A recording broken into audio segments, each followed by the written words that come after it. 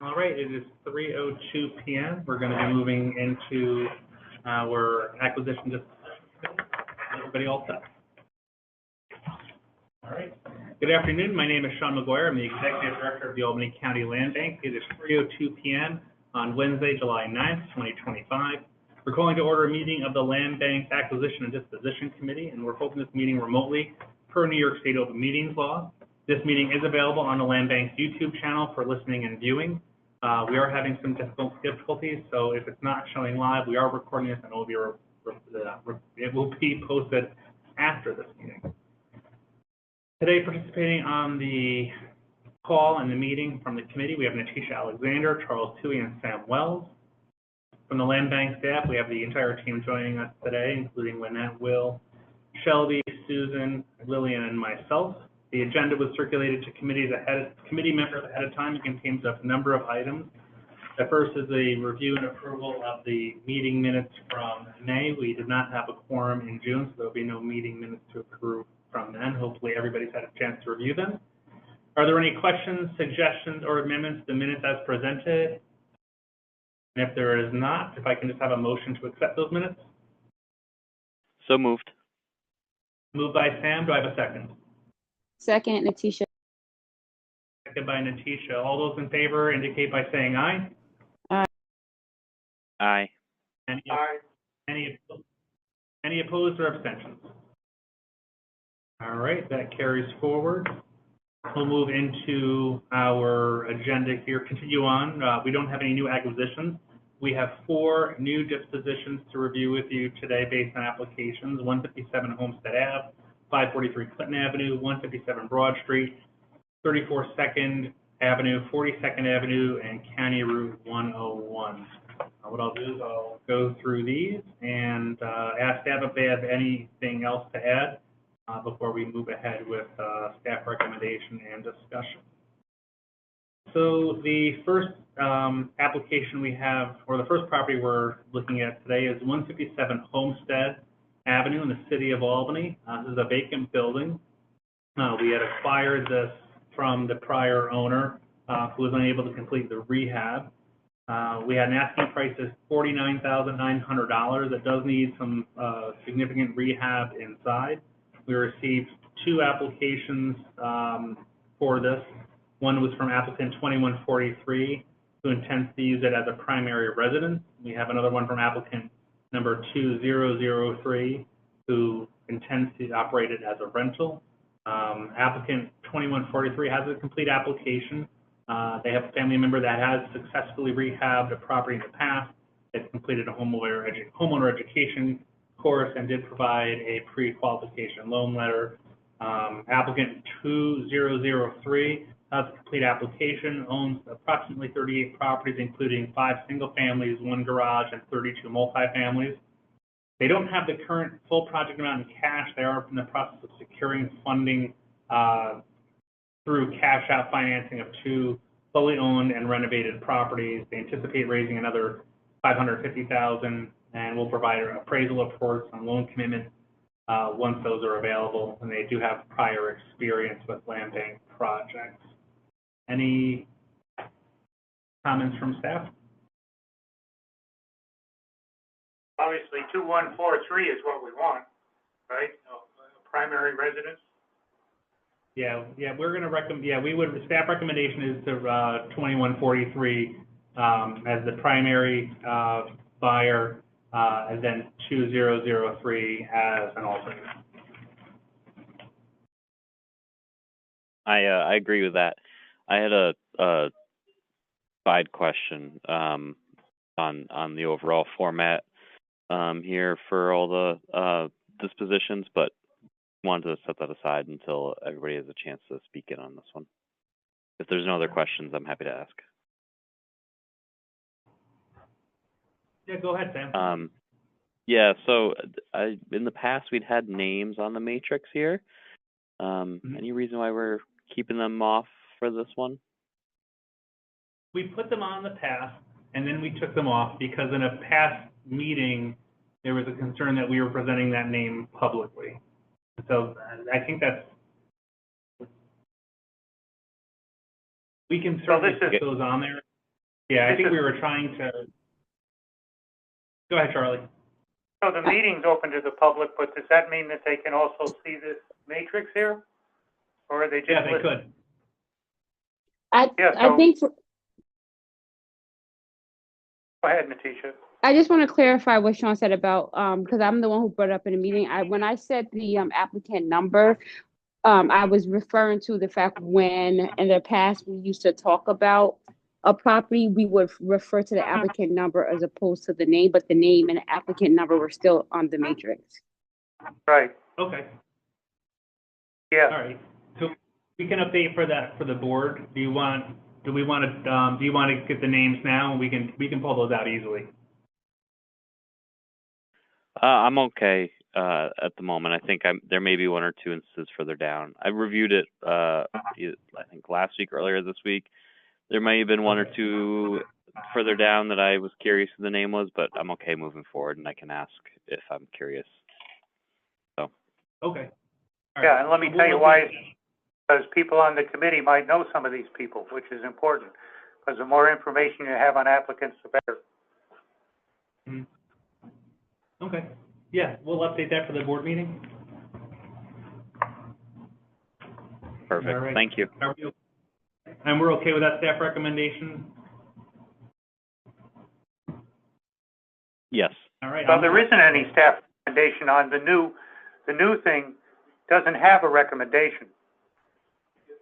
Right? Right, and yeah, yep, so I said out loud, the staff recommendation is to approve applicant 2143 as the approved buyer with 22003 as the alternate. Okay.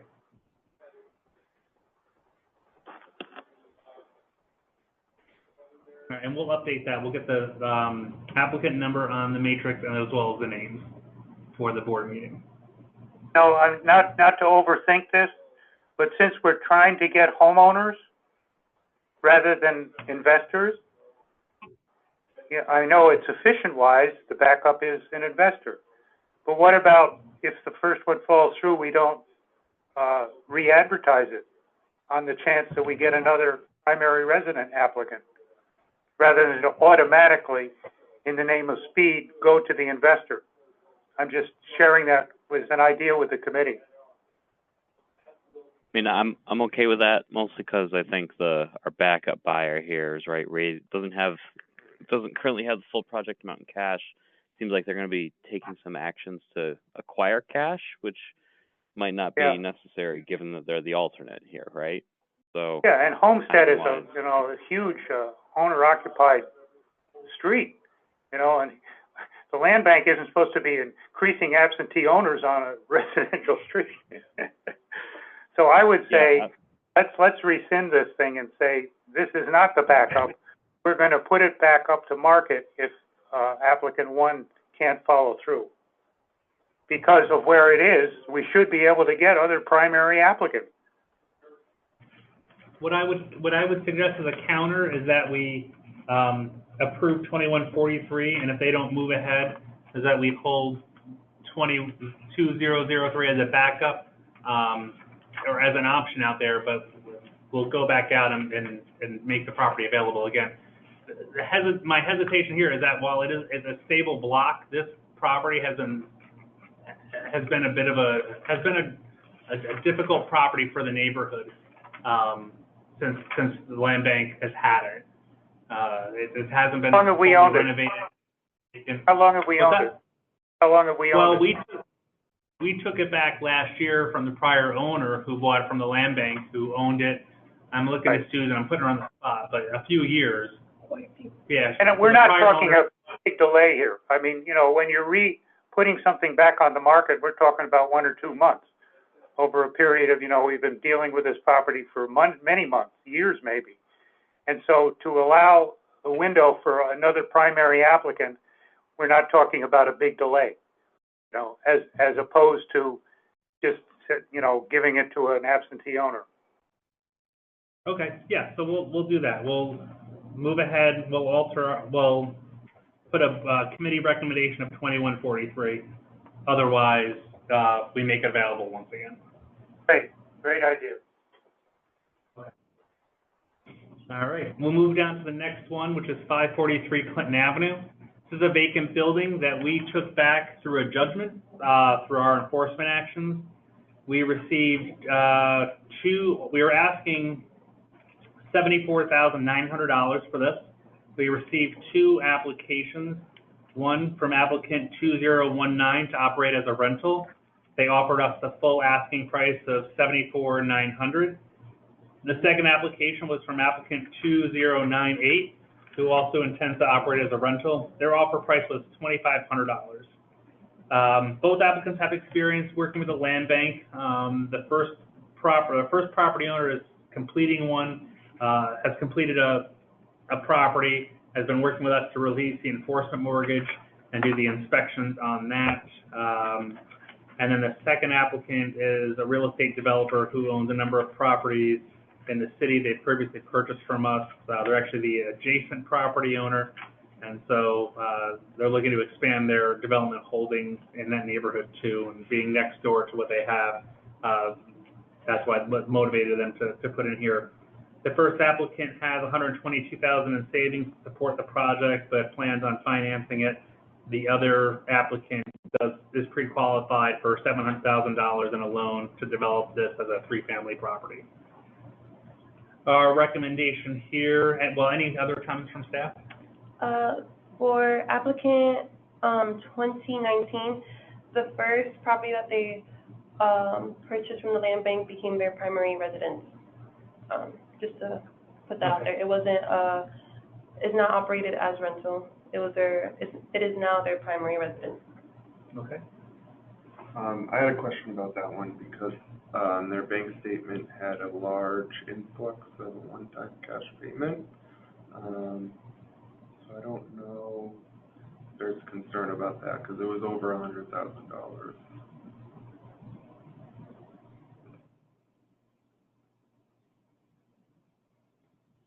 All right, well, we don't have an answer for that right now. So I think what we're recommending right now is approving her savings account as well. Her savings account. Our current recommendation is to approve 2019 as the buyer. I understand why 2098 is coming in at the number they're coming in at. I think it's really low, and I don't even know if I would recommend responsibly that would be the alternate buyer, unless our goal is to get it back, back out there, rehabbed, and occupied again. Sean,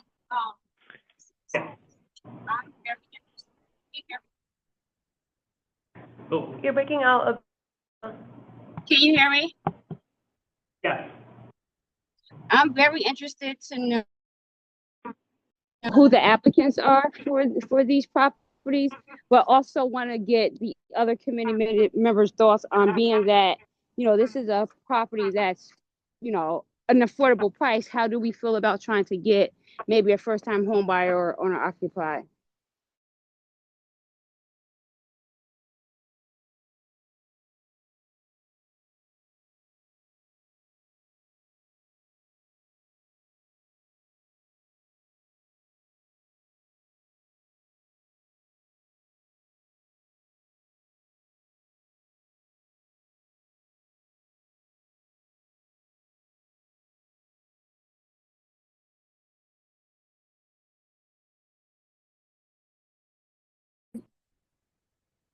I wasn't aware. I thought this was already fully rehabbed.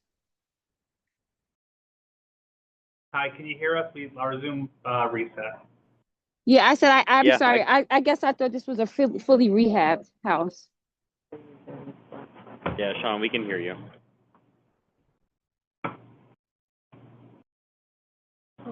Can you hear us? Yep, we can hear you. Yes, can you hear us? So we wanted to start do it again. I wonder if it's because we're using our laptops in here, maybe it's. Not sure they can hear us. Well, that's hardwired. Okay.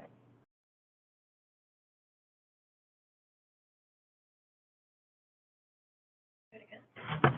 You want to call back into that, Michelle? Yeah. I text Shelby and told her we can hear her.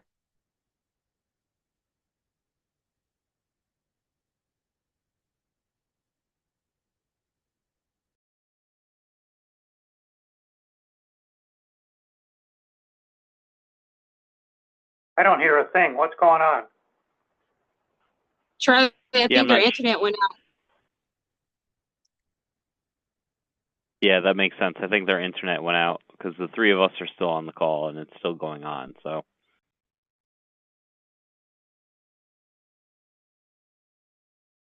I think we should go back to the old phone system, whatever we were using for the last 5 years.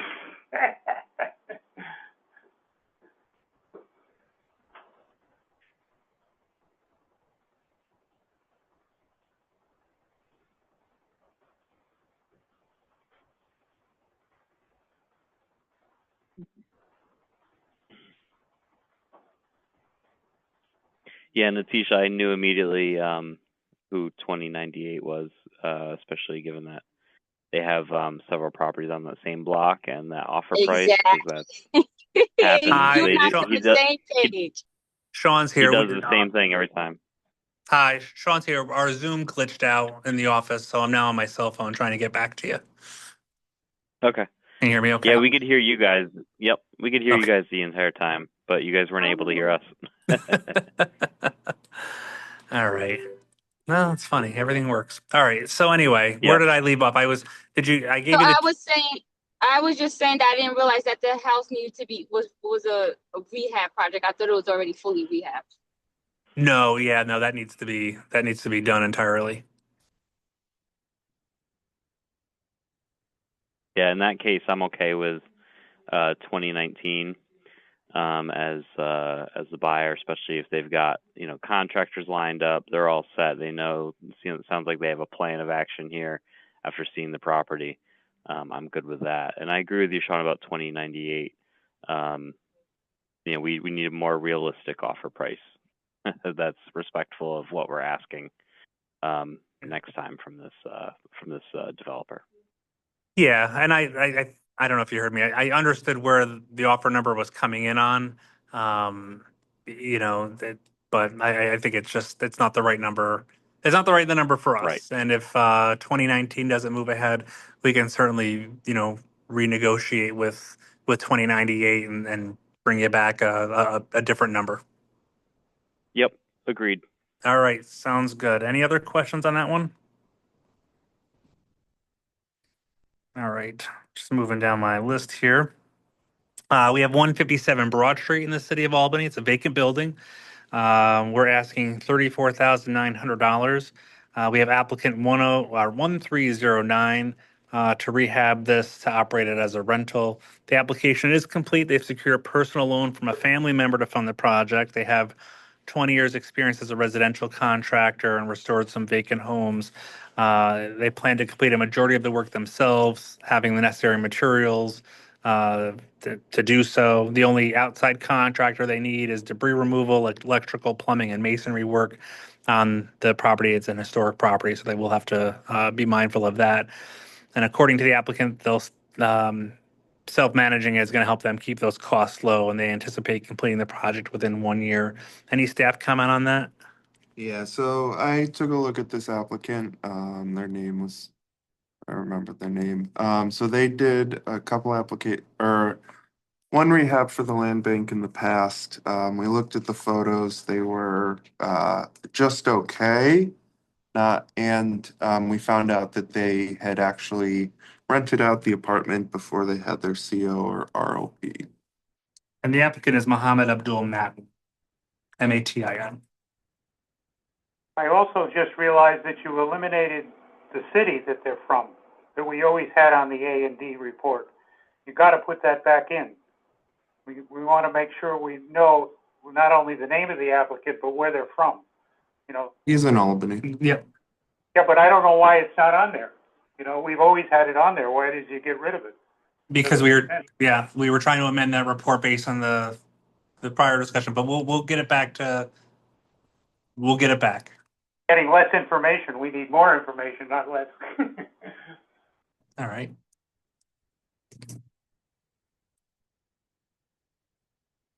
So sorry, Will. No, that was mostly it. Yeah, the rehab was done, but it took a couple of years, and then they were renting it out before they had the necessary ROP or CO. Is this applicant still in violation with any, any of their properties? I don't believe so. It looks like they had a exterior issue with one of their properties, but it appears that it's been, I don't know if it's still open.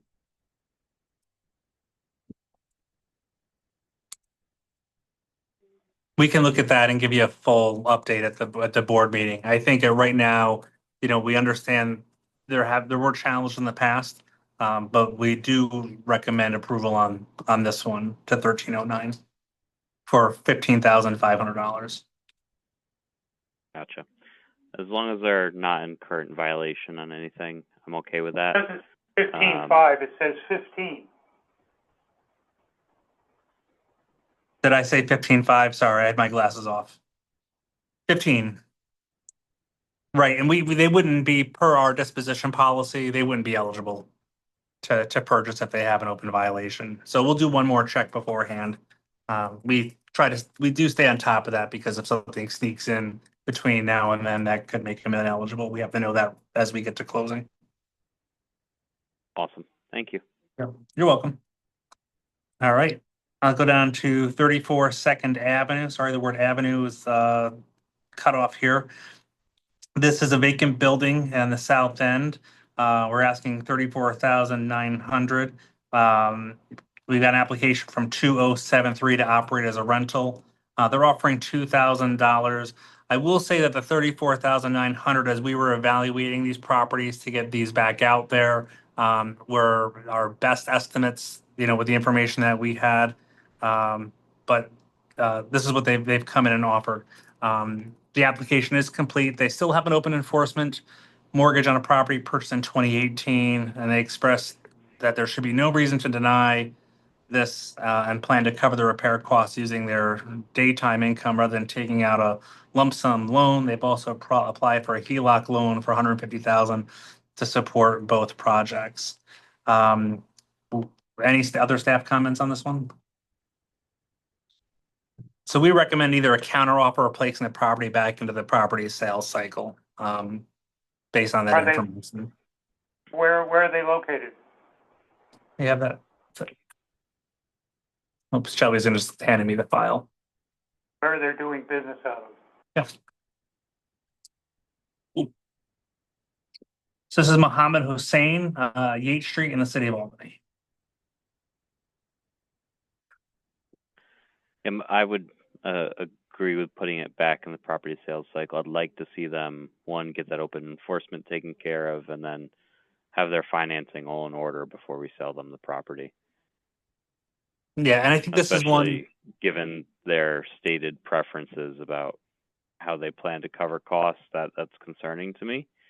If an emergency happens, right, that's unexpected, which happens all the time in construction. You need contingency funds to take care of those. Your daytime income, whatever that is, if that's not substantial, you're not going to be able to cover some of those contingencies. So that's concerning to me. I would put it back out. My recommendation would be to put it back out in the property sales cycle and encourage, keep working with the applicant, of course. We want them to be successful, but they need to get a few things in order before I'm comfortable moving forward with them. yeah, and this might be one too that we continue to hold. We identified possibly a demolition on this. If we didn't get it's in that condition. It can go one way or the other. So we can put that back out there. The same applicant for number 40. I think it's going to be the same recommendation from us, similar situation. I don't think we're at a demolition recommendation on this one yet. Are we? 40 Second Ave? No, I'm just looking at Will. So condition at 40 is a little bit better than 34. But it's the same applicant, same situation, same recommendation.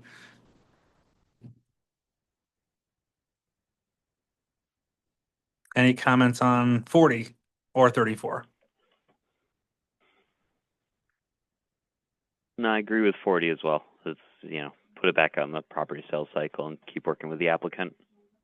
Okay. All right. Last one on the list here is County Route 101 out in the town of Clemens. This is a vacant lot. We've been asking $600. We have an application from applicant 346 for gardening and storage, potentially a future cabin for personal use.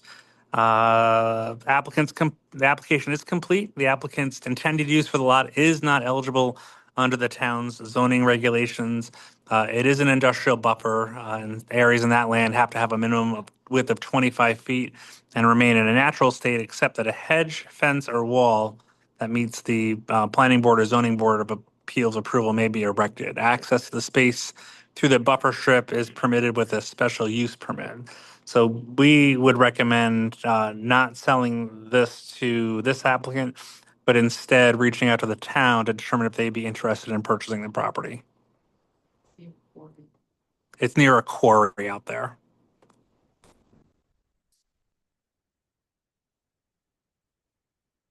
Yeah, I'm good with reaching out to the town. I wonder too. I mean, I'm sure you guys have already communicated this to the applicant, but I'm a little surprised that they still want to do those uses that are expressly that seem to be not eligible under zoning. Yep. So just Yeah. circle back with the applicant too, and they can talk. Encourage them to speak with the town.